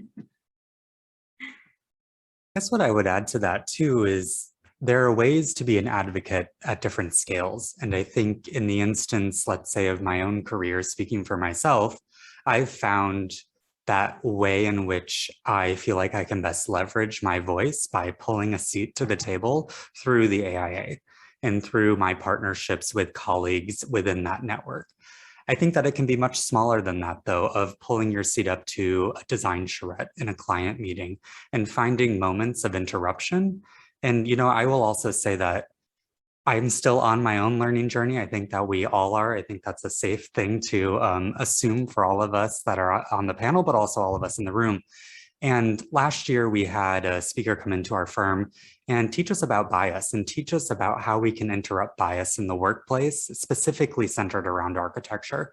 And those are the moments of practice where I don't know about you, but I often leave a situation, I'm like, oh crap, I should have interrupted this, or I should have made a little glib joke just to identify that moment. And I think that practice, that ethic, as soon as we start to take those small actionable changes, really creates a tsunami of change over time. And I think that we can't be afraid to sort of practice for ourselves and to sort of take those small little moments, because those are equally as valuable as the larger platforms that we continue to lift up and continue to celebrate. But those little things are equally as important.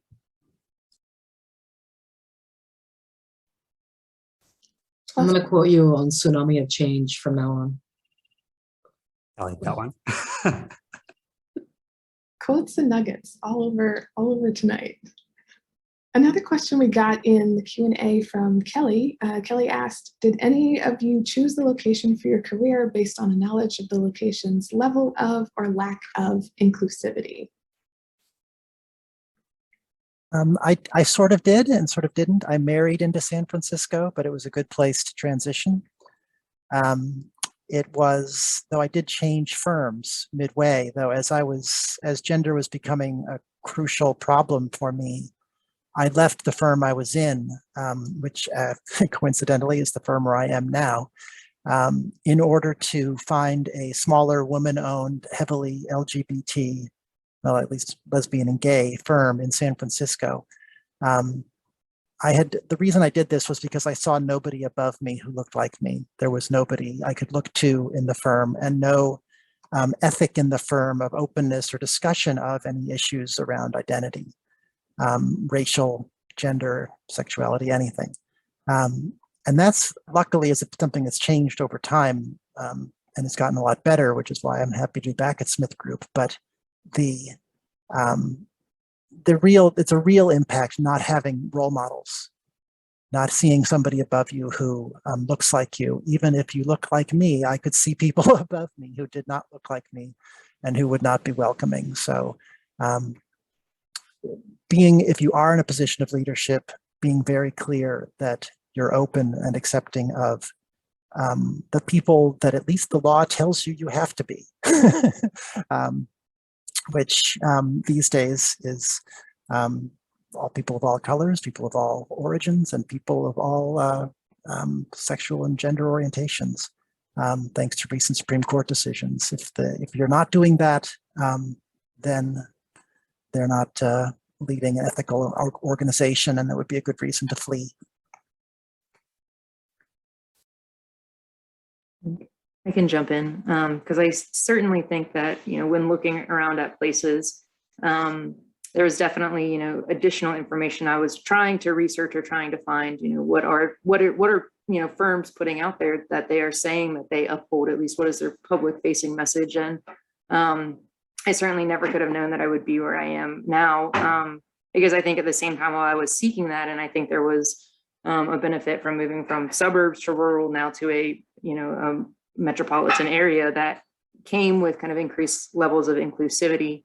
I also came with my identity very, far behind me, and it was a while before I was open and even considered bringing a partner to a work event. And I think that kind of slowly that, over time became a less scary thing. And it was like, all right, this is reinforcing why I ended up where I am. But I think, yeah, kind of Helen, what you had noted was if you're not seeing that there, that might be exactly the reason to leave and to go elsewhere, because I think,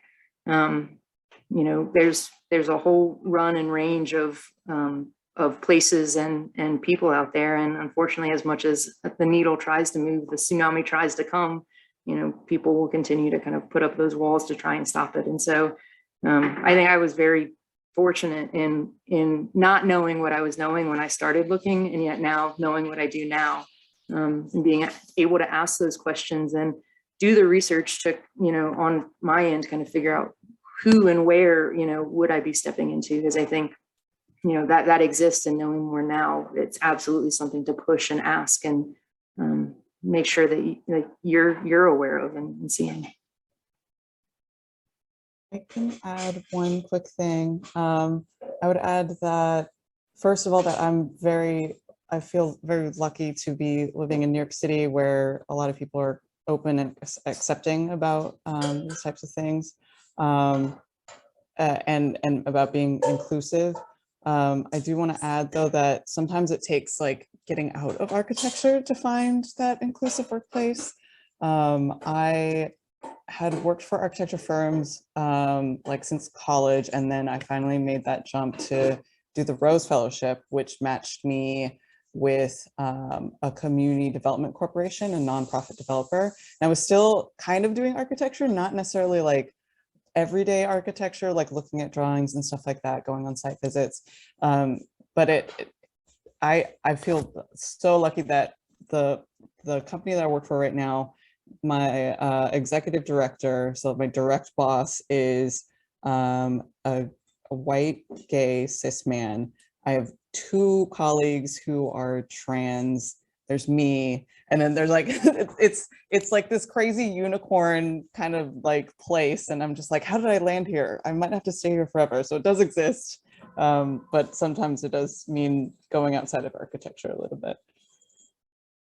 I think for me, I think I came from a world of just really everybody's everybody, and we don't have to talk about these things because we should just all be accepting and kumbaya, and it was just a real cultural shift when I went to school in Louisiana, that people just they weren't either raised like that, they weren't informed, so I had to really, as AL said, I had to really learn. I couldn't just know who I am. I had to learn about myself a lot more. And it was sad to say that I had to do that in my adult life. And so I did need to move out of Louisiana, just because I personally felt architecture was hard enough trying to learn all the ins and outs, let alone dealing with the levels of struggle, just trying to fit in, have my voice heard. So moving to Atlanta, that was a big change, but it really, I didn't realize until really that question how much space it gave me to really groom me, grow me, and allow me to, I still faced a lot of different things, because there's a lot of, I still faced a lot of different things, but I had more protections, I would say. And I think that really helped harness who I am now. And so I just think that, yes, I was conscious in my location, and I'm actually glad that I was, just because it really, when you learn about your history and you learn about the difficulties in architecture, and luckily our profession has really taken a lot of strides to make up for those changes, but we got a long way to go.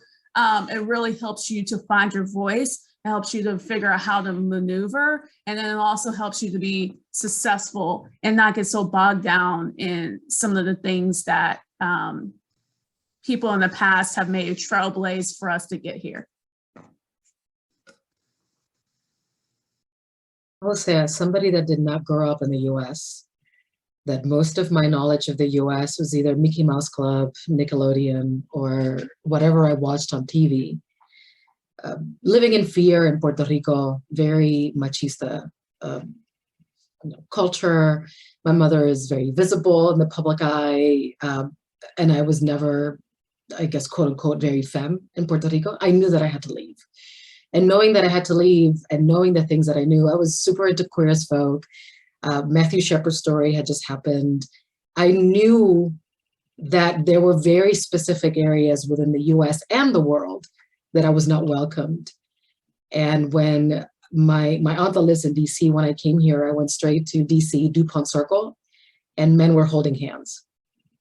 I knew that the only places, in my mind, I knew that the only places that I could move to, given those misconception or biases from like whatever I learned on TV, it was either San Francisco, New York, or DC. I couldn't imagine going anywhere else. And I knew that New York was the melting pot, as everybody calls it, but DC felt very transient, and I wasn't going to stay in the States. So I thought that speaks to me. Everybody's there, very welcoming, transient, a lot of different people, all different languages. It's constantly moving. There's not a place of stagnation, or it's just, you're going to face everything all the time. So I knew I had very little, in my mind, I had very little choices, and I'm incredibly glad that I ended up here. And I will say one of the other reasons that I ended up in DC and Smith Group is because the person that was doing the interviews at Syracuse University was a gay man. And I thought, oh my, jackpot. It's a gay man, a large firm doing amazing work in DC. How could I ever think of anything else? But it was sort of overlaying whatever. I kind of did my homework. I recognized where I was. I recognized my fears. I didn't want to perpetuate those things because I knew it would be a hindrance to me showing up authentically and being a better architect and a better teammate and a better employee, all of these things. So I chose with the information that I had. But now I think also with the agency that I have, I would choose differently, because I would love to be in spaces that I could challenge and grow. And I would grow because I have my own biases. And spaces deserve both. I need to learn and they need to learn. But that's like I always mention, it takes a lot of self-reflection and a lot of social capital that you're willing to gain or lose in these conversations and learn. And you end up where you need to end up, but it may be a circuitous path. But yeah, I definitely picked a place that spoke to me at the time based on my fears and my challenges. Totally.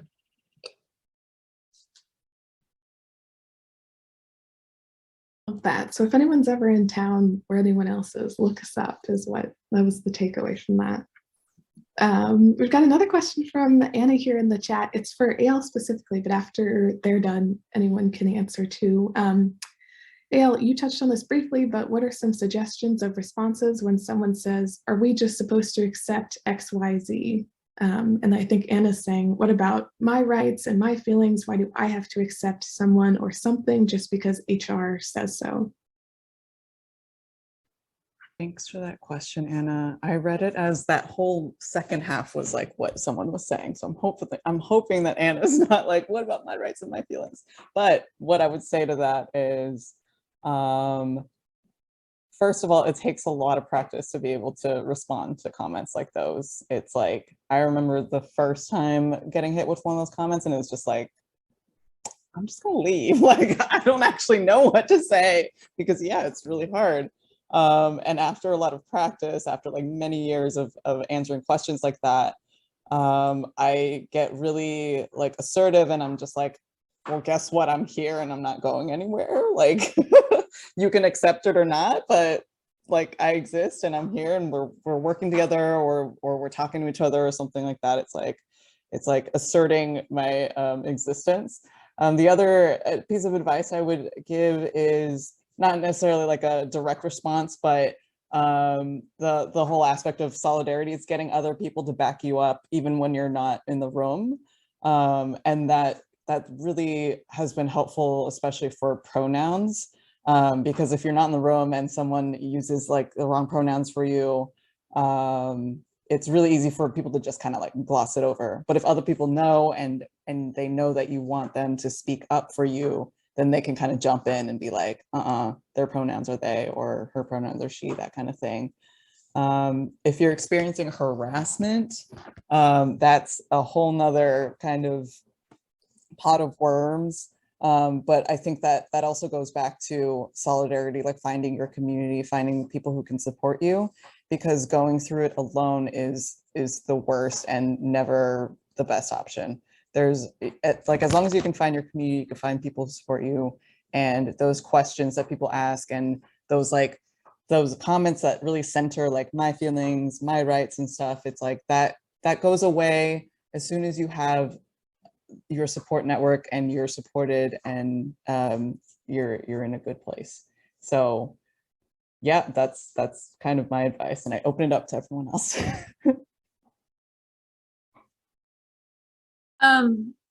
I definitely, AL, we already had offline conversations, so I will not be speaking to knowledge base because you already know my knowledge base on that. But I will say, just into speaking hard conversations, you know, and it's not for, I'm not saying this is a absolute, but I think sometimes we have to just be prepared if we're trying to break barriers. And sometimes you just may not be in a place to take that on, and don't feel obligated to take that on. But if we are trying to break barriers, I think education and having hard conversations are important and needed. Everyone is not going to just be like, okay, I get it, because it might feel like you're being forced to do something. Sometimes I feel forced to like try to learn all these different things in all these different ways, and I'm just trying to be successful in one thing, you know. But I think it's also in educating people that it's just a matter of respect and inclusion. I mean, I remember I was asked in a very different way of like about equality. I don't know if you guys seen what equality is, with the people holding their hands up and having a different scale of boxes. And one of my board members, who was a white male, he felt open enough to say, I feel like in opening this up, where would my place be? And some people laugh like, how dare he ask that question? Oh, look at his privilege. But I also felt like if he didn't have a safe space to ask that question, then it didn't give me space to really explain and really give him feedback. It may not mean that he changes his mind immediately, but I think having these conversations like I've had with my panelists from things that I just didn't know really begins to create these understandings, because some people just don't know and some people just don't want to know. And so I'm not going to, AL, I definitely answered that beautifully, but I just wanted to add that in, because these conversations sometimes are hard to have, and it's hard to have when you're on a project trying to figure out pay apps and try to figure out construction and design, and now you're having to have another conversation. But it's very important so we can work as a cohesive whole.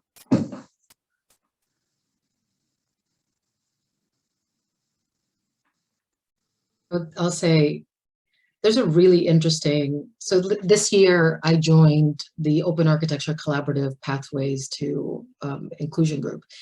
And they brought in a psychologist that talked about the 4-box model. So the 4-box model, it totally changed me. The 4-box model is a model that is used in psychology to understand how we create our conclusions, which at times precede our thoughts. Like conclusions can be things that are ingrained culturally, like red means stop, green means go. Things like older people drive slow. Like those things are part of the culture, whether they're wrong or some are good, some are bad, some are things that you need to learn in order to be safe from things, right? Don't do these things. And they precede our thoughts. They precede what comes, because it's so ingrained, they precede our thoughts that are ingrained into what we do.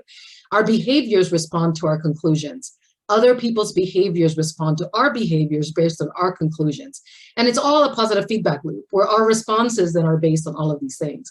And for me, that the knowledge that my conclusions define my behavior and other people react to my behavior based on my conclusions sort of made me, it's like the Think Again book. If you haven't read Adam Grant's Think Again, read it. But it made me take a step back and recognize that at times I have to rethink my conclusions and I have to understand somebody else's conclusions in order to better observe their behavior and better interact with their behavior. And that's all intercultural competency. But when people ask those questions and people say, well, how about my rights? Then I haven't had the opportunity to have this conversation, but I would love to be able to say, well, could you define what that means for you? What does your rights mean to you? What is somebody else's rights impacting your rights mean to you? And then have a conversation that tries to get at the root of their conclusion and see where the dissonance is. And I love the IDI, the Intercultural Competency Index. It's not necessarily finding commonalities, it's finding beauty in the dissonance and bridging across those differences. And that's really hard to do if we don't understand where our conclusions are. We're just talking past each other. I do that all the time because I talk too much. But at times you kind of have to slow down and then really think about what they're doing and how you're reacting to their behavior. And then stopping and thinking, okay, I have a feeling that our conclusions are different. So our premises are different. How do we get to a place where we can bridge across those conclusions? And then maybe our behaviors will become better aligned and we can better work with each other and address those conflicts.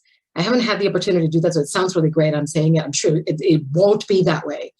Because a lot of what I'm learning as well in the US, behaviors are very much aligned with beliefs and values, which is at times is very different elsewhere. So I'm also trying to learn that in the conversation of, particularly in architecture.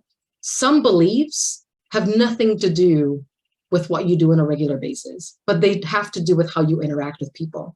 So how do we understand where we are in relation to other people so that the work that we do has the impact that it has? So there's a lot of learning, a lot of book reading, and a lot of self-analysis to figure out how to have those conversations fruitfully.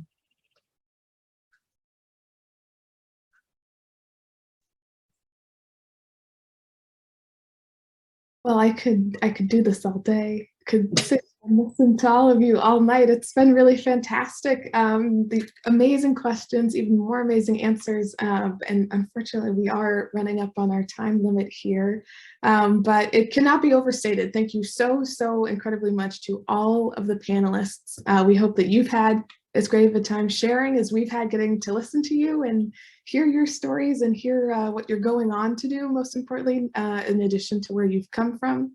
I know that I learned a lot today. I'm sure participants learned a lot, and we've loved your stories. I'm going to hand it back to Zach to wrap this evening up, but I also want to say thanks and give a round of applause to Zach for coordinating all of this, for bringing all of you together, for doing all of the behind the scenes work, and for making this the incredible event that it's been. So thanks so much, Zach. Thanks, Sarah, and thanks to all of our panelists, our moderator, all of our attendees.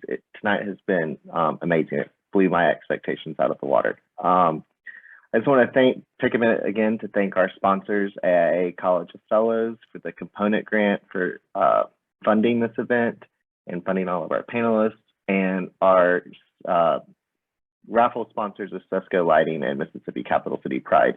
We're so thankful that everyone here attended and was part of this conversation. You can follow all of our panelists on LinkedIn. I think they all have LinkedIn, and you can keep up with their professional endeavors.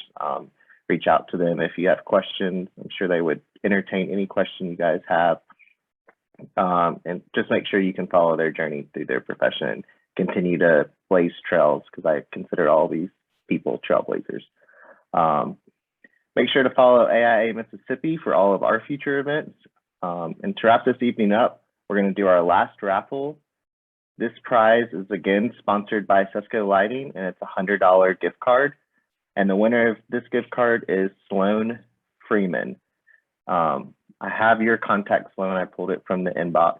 So I will reach out to you and get an address so I can mail that to you. But thank you again to everyone. If you have any questions, please email us at the information provided on the screen. And I hope everyone has a great rest of their evening or afternoon, depending on what time zone you're on. And until next time, good night.